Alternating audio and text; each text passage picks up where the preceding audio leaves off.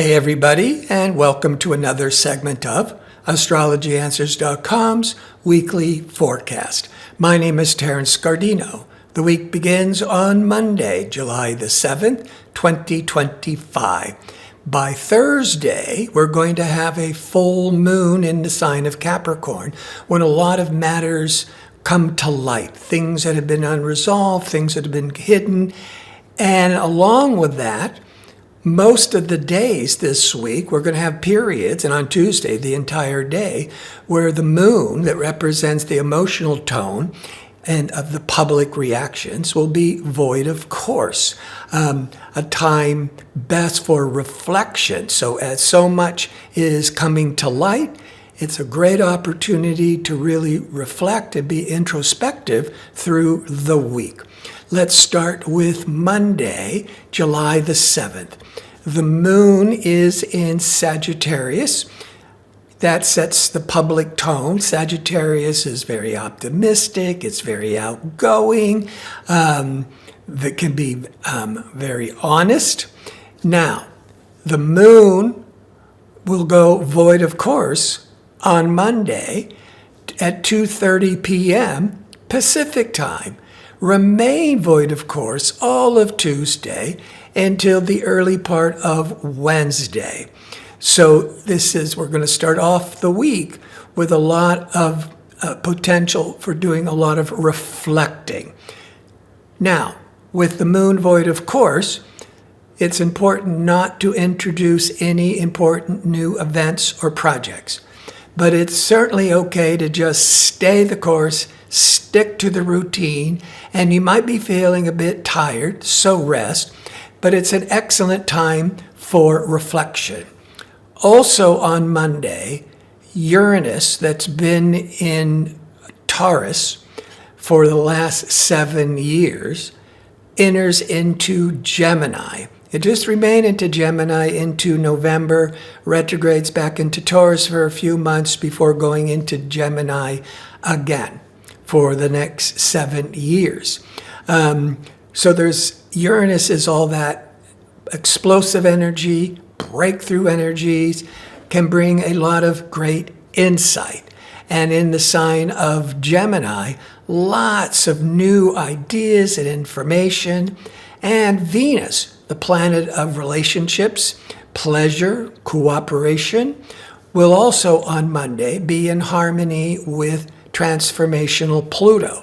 So there's a lot going on, even though with the moon going void of course at 2:30 p.m. Pacific time, it could be these powerful shifts and changes could be compelling many of you to just take a breath, stop, and start to reflect. Tuesday, the moon continues in adventurous, outgoing Sagittarius, but it's void of course all day. So just stay the course. Wednesday, the moon leaves the Sag void of course moon, goes into Capricorn at 1:55 a.m. Pacific time. So now the tone is more work-oriented, goal-oriented, more realistic, more grounded. When the moon goes into Capricorn, a lot of practical feelings. The moon, however, between 6 and 8 approximately Pacific time, the moon at the beginning of Capricorn will be in a square, a hard angle to restricted Saturn in Aries, and confusing nebulous Neptune in Aries. So it's a couple of hours in the first part of the day for most people, at least in the United States, of where you could be feeling emotionally confused and frustrated and blocked, but it only lasts a couple of hours at the most, usually just for about an hour or so. By mid-afternoon Pacific time, the moon, as it's already pulled away from all this more anxiety-provoking Saturn-Neptune, will be interacting with more optimistic, expansive Jupiter, mid-afternoon Pacific time. But you still got to be careful with the Jupiter, because it's in tension with the moon, that you may be having overinflated expectations. Fortunately, the moon's in Capricorn. Capricorn helps us stay more realistic and grounded. As we go into Thursday, the moon in Capricorn will be full. So that is when a lot of matters comes to light. It could be letting go of those attachments that no longer serve you. And the moon in Capricorn will go void of course at 1:37 p.m. on Thursday and Pacific time, and remain void of course into Friday morning Pacific time. Friday, the moon is void in Capricorn, but goes into Aquarius at 10:21 a.m. Pacific time.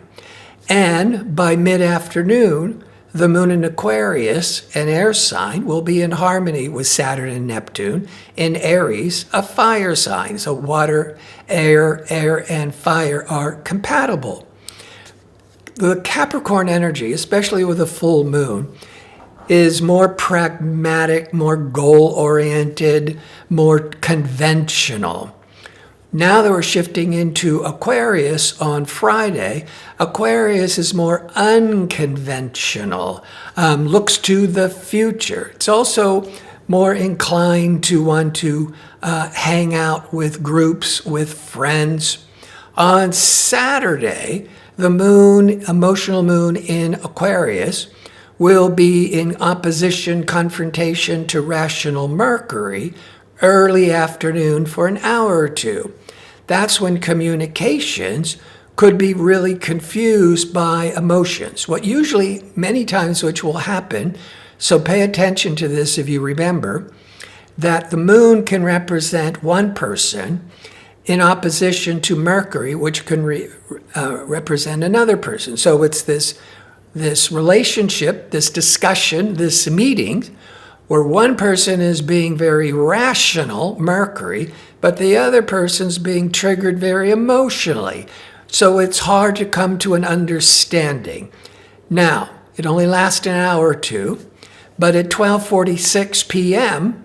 Pacific time, the moon in Aquarius goes void of course until Sunday afternoon.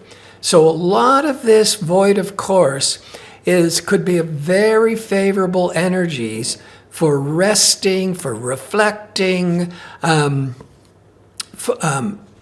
for doing a lot of soul searching. On Sunday, the moon continues in Aquarius, kind of eclectic, progressive, futuristic Aquarius, but void of course, until 4:45 p.m. on Sunday, Pacific time, at which point the moon leaves more detached intellectual Aquarius and goes into Pisces, which is very sensitive, compassionate, intuitive.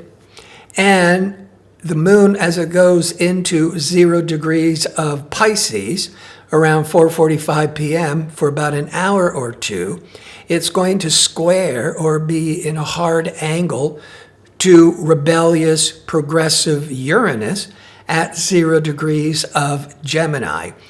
So with that moon, Uranus, late afternoon, early evening Pacific time, there could be some unexpected, that's Uranus, emotional upsets or emotional excitements. Where this can be positive is the moon also represents a lot of our habits.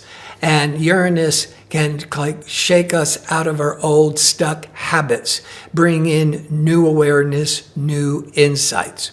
I want to thank you for tuning in. I hope to see you next week with my next segment. Until then, be safe and well.